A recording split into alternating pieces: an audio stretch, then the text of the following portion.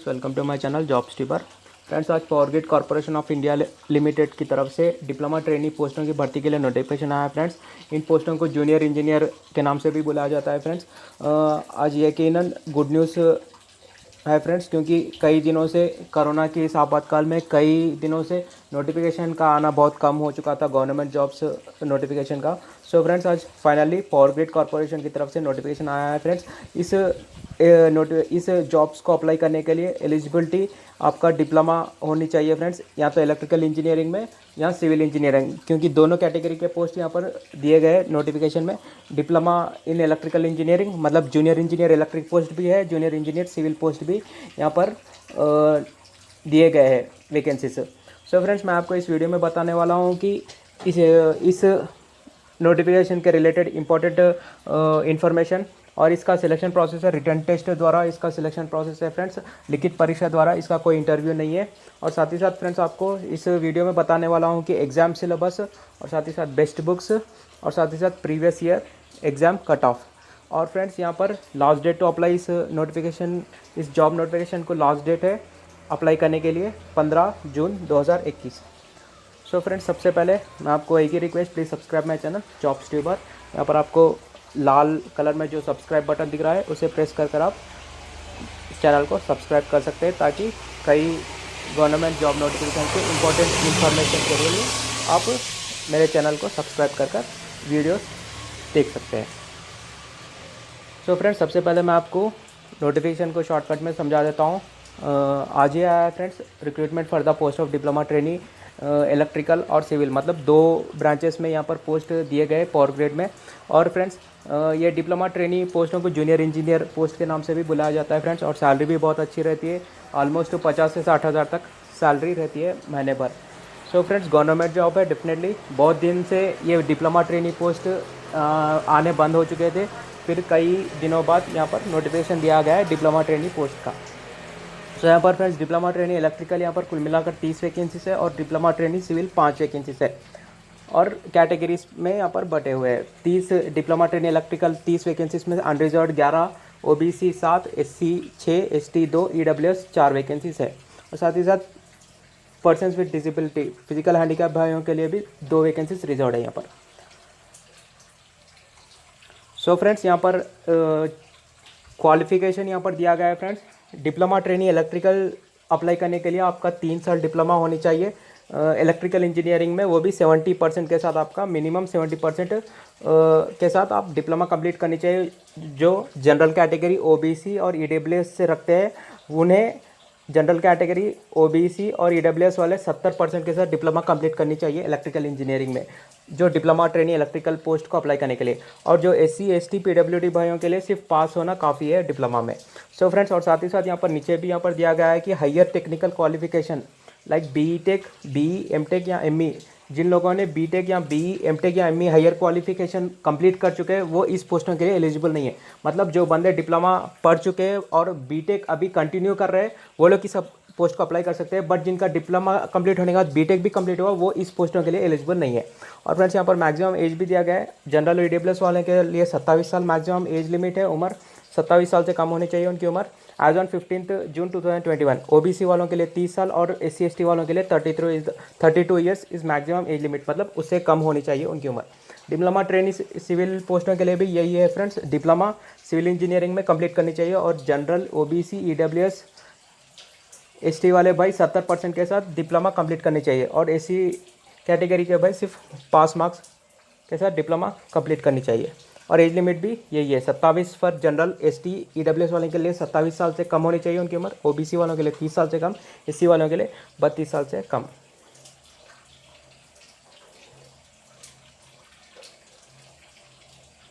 और फ्रेंड्स, यहाँ पर सिलेक्शन प्रोसेस सिर्फ रिटन टेस्ट या कंप्यूटर बेस्ड टेस्ट के द्वारा किया जाता है, और इसके लिए कोई इंटरव्यू यहाँ पर नहीं है। सिर्फ रिटन टेस्ट के बुनियाद पर सिलेक्शन में, रिटन टेस्ट के मार्क्स के बुनियाद पर सिलेक्शन किया जाता है इस पोस्टों के लिए। और फ्रेंड्स, यहाँ पर रिटन टेस्ट में 2 पार्ट्स, मतलब 120 ओवरऑल 170 मार्क्स का क्वेश्चन पेपर रहता है, एक ही पेपर रहता है फ्रेंड्स। उसमें 2 सेक्शंस यहाँ पर रहते हैं उस पेपर में। सेक्शन 1 आपको टेक्निकल नॉलेज 120 मार्क्स का 120 क्वेश्चंस के साथ टेक्निकल सेक्शन रहता है जिसमें इंजीनियरिंग बेस्ड जो इलेक्ट्रिकल वालों के लिए इलेक्ट्रिकल इंजीनियरिंग रिलेटेड क्वेश्चंस पूछे जाते हैं और सिविल वालों के लिए सिविल इंजीनियरिंग रिलेटेड क्वेश्चंस पूछे जाते हैं उस सेक्शन 1 पार्ट 1 में। और पार्ट 2 में एप्टीट्यूड टेस्ट रहता है 50 मार्क्स के लिए, जिसमें क्वांटिटेटिव एप्टीट्यूड, रीजनिंग, इंग्लिश और न्यूमेरिकल एबिलिटी से क्वेश्चंस पूछे जाते हैं। यहाँ पर नेगेटिव मार्किंग भी है फ्रेंड्स, हर आंसर के रॉन्ग होने पर 1/4 मतलब 0.25 मार्क्स आपके माइनस होते हैं हर क्वेश्चन के रॉन्ग आंसर देने पर, हर क्वेश्चन को। सो साथ ही साथ फ्रेंड्स यहाँ पर सेक्शन वाइज कट ऑफ भी यहाँ पर दिया गया है फ्रेंड्स। अनरिजर्व वाले मिनिमम 40% पार्ट 1 में लानी चाहिए और मिनिमम 30% पार्ट 2 में लानी चाहिए अलग अलग। मतलब पार्ट 1 में अगर 40% मतलब उनके 48 मार्क्स मिनिमम आनी चाहिए पार्ट 1 में, और पार्ट 2 में मिनिमम 20 मार्क्स आने चाहिए। अगर ये आने पर ही आप पास हुए जैसा, मतलब फॉर एग्जांपल आप पार्ट 1 में अगर आप 120 में से 110 ला लिए और पार्ट 2 में आप 50 में से 10 या 15 ला लिए, फिर भी आपके चांसेस रहने पर भी आप फेल है, क्योंकि आप पार्ट 2 में मिनिमम आपको 20 लाना होगा मेरिट लिस्ट में अगर रहना है तो। और वही रिजर्व कैटेगरी वाले मिनिमम 30 मार्क्स पार्ट 1 में लानी चाहिए और पार्ट 2 में 25% मार्क्स, मतलब मिनिमम पार्ट 1 में 36 मार्क्स आपको रिजर्व कैटेगरी वाले लानी चाहिए और पार्ट 2 में मिनिमम 25% मतलब 12.5 मार्क्स पार्ट 2 में रहनी चाहिए, तभी उनका पेपर इवैल्यूएशन रहेगा। वरना वो मेरिट लिस्ट में कितने अच्छे मार्क्स लाने पर भी उनके मार्क्स काउंट नहीं किए जाएंगे। मतलब फॉर एग्जांपल बंदा अगर पार्ट 1 में अगर 120 में से 110 भी ला लिया या 120 में से 120 भी स्कोर कर लिया, बट पार्ट 2 में अगर रिजर्व कैटेगरी में वो 12.5 मार्क्स से कम लाया तो उसका पेपर इवैल्यूएशन नहीं रहेगा। हाँ, अगर पार्ट 2 में अगर 12.5 मार्क्स से ज़्यादा लाया तब उसका पेपर इवैल्यूएशन रहेगा।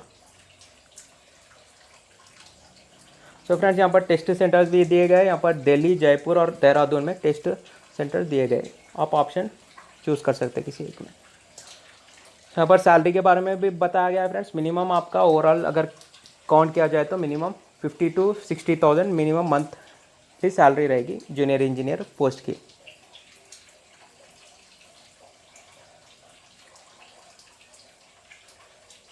सो फ्रेंड्स आप चलते हैं, यहाँ पर ओपनिंग डेट है 24 मई 2021, आज ही से आप अप्लाई कर सकते हैं, और क्लोजिंग डेट है 15 जून 2021।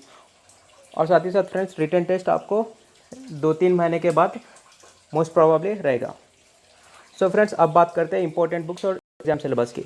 So power grid diploma trainee exam कुल मिलाकर 170 क्वेश्चंस का पेपर रहेगा, कुल 170 मार्क्स। सेक्शन 1 में इलेक्ट्रिकल इंजीनियरिंग से क्वेश्चंस पूछे जाएंगे 120 क्वेश्चंस 120 मार्क्स के लिए। सेक्शन 2 में एप्टीट्यूड टेस्ट मतलब न्यूमेरिकल एप्टीट्यूड, रीजनिंग, इंग्लिश और साथ ही साथ जनरल अवेयरनेस से क्वेश्चन पूछे जाएंगे जो 50 क्वेश्चंस और 50 मार्क्स के लिए रहेंगे। So friends sectional cut off यहाँ मैं ऑलरेडी कह चुका हूँ कि मिनिमम आपको इतने मार्क्स तो लाना ही है अगर आपका पेपर इवैल्यूएशन होना है तो, वरना आप एक सेक्शन में ज़्यादा लाकर अगर दूसरे सेक्शन में कट ऑफ से कम ला लिए तो आपका पेपर इवैल्यूएशन नहीं रहेगा। आप इवन अगर आप फॉर एग्जांपल अगर पार्ट 1 में 120 में से 120 मार्क्स भी ला लिए, बट पार्ट 2 में अगर आप क्वालिफाई मार्क्स नहीं लाए तो आपका पेपर इवैल्यूएशन नहीं रहेगा। सो इवन आपके सिलेक्शन चांसेस रहने पर भी आपका पार्ट 2 में मार्क्स कमाने की वजह से आप डिस्क्वालीफाइड हो जाओगे। सो फ्रेंड्स यहाँ पर सिलेबस की बात करते हैं। इलेक्ट्रिकल सिलेबस यहाँ बता रहा हूँ, सिविल का सिलेबस जल्दी आपको और एक वीडियो में समझा दूंगा। इलेक्ट्रिकल सिलेबस की बात करते हैं तो फ्रेंड्स यहाँ पर टॉपिक वाइज देख सकते हैं। Electrical work, power, energy, electrical circuits and fields, electrical and electronics measurements, power systems, electrical machines, control systems, magnetic field, electromagnetics, electromagnetic induction, magnetic circuits, analogue and digital electronics, DC and AC circuits, power electronics and drives, electrostatistics and statistics and capacitance, utilisation of electrical energy, electrical wiring installation और साथ ही साथ electricity rules and codes, network theorems, electric traction, micro processors and computer fundamentals. ये था electrical syllabus friends. और यहाँ पर अगर पेपर लेवल की बात किया जाए तो out of 120 question electrical engineering में से आपको इजी लेवल के 75 to 85 क्वेश्चन आपको इजी लेवल के दिखेंगे। नॉर्मली बता रहा हूँ, मॉडरेट 25 से 30 क्वेश्चन मिल जाएंगे और डिफिकल्ट लेवल के 10 से 20 क्वेश्चन मिल जाएंगे। और इंपॉर्टेंट बुक्स की बात करते हैं तो फ्रेंड्स तीन बुक मैंने यहाँ पर सिलेक्ट किया। पहली book objective electrical 5000+ questions by S Chand series, VK Mehta sir की बुक है। और साथ ही साथ दूसरी book integrated course in electrical engineering by R K Rajput, और तीसरी बुक है integrated course in electrical engineering by JB Gupta. ये 3 बुक्स आप पढ़ ले तो बहुत हद तक क्वेश्चंस आप अटेम्प्ट कर पाओगे। पार्ट 2 में अगर एप्टीट्यूड टेस्ट की बात करें तो 50 मार्क्स रहेंगे, 50 क्वेश्चंस। मोस्ट प्रोबेबली आपको इन सेक्शन से क्वेश्चंस पूछे जाएंगे। जनरल स्टडीज़ या जीके 8 से 12 क्वेश्चंस तक पूछे जाएंगे, रीजनिंग से 8 से 10 क्वेश्चंस तक, क्वांटिटेटिव एप्टीट्यूड या न्यूमेरिकल एप्टीट्यूड से 20 क्वेश्चंस, और इंग्लिश से 8 से 12 क्वेश्चंस तक पूछे जाएंगे। सो इसके लिए इंपॉर्टेंट बुक्स जनरल अवेयरनेस या जीके के लिए आप लूसेंट अगर पढ़े हैं तो वही काफ़ी है, और साथ ही साथ करंट अफेयर्स पढ़ लेना। न्यूमेरिकल एप्टीट्यूड के लिए fast track objective arithmetic by Arihant publication, ये बुक काफ़ी है क्योंकि इजी लेवल के क्वेश्चन ही पूछे जाते हैं एप्टीट्यूड टेस्ट में।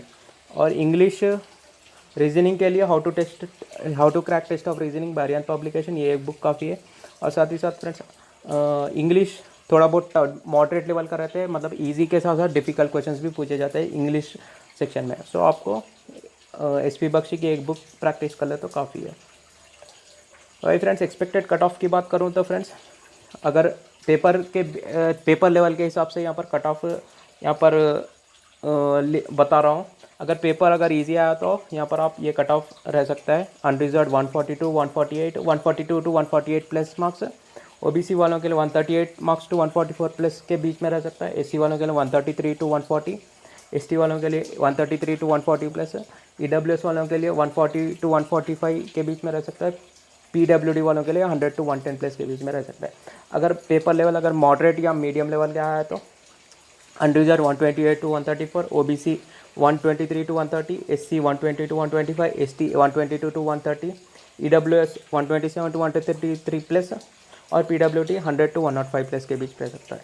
और अबो मॉडरेट मतलब डिफ़िकल्ट से थोड़ा बहुत कम अगर पेपर लेवल रहा तो 127 to 130 plus unreserve, OBC 122 to 125, SC 117 to 120, ST 124 to 126, EWS 126 to 130 plus के बीच, PWD 100 टू 102 प्लस। अगर डिफ़िकल्ट लेवल अगर पेपर आया तो अनरिजर्व 120 टू 125 प्लस के बीच रह सकता है cut off, OBC 115 to 118 plus, SC 110 to 113, ST 118 to 120, EWS 120 to 124, और PWD 90 टू 100। फ्रेंड्स ये था वीडियो। अगर वीडियो अच्छा लगा तो वीडियो लाइक करना और साथ ही साथ चैनल सब्सक्राइब कर लेना। Thank you, good night.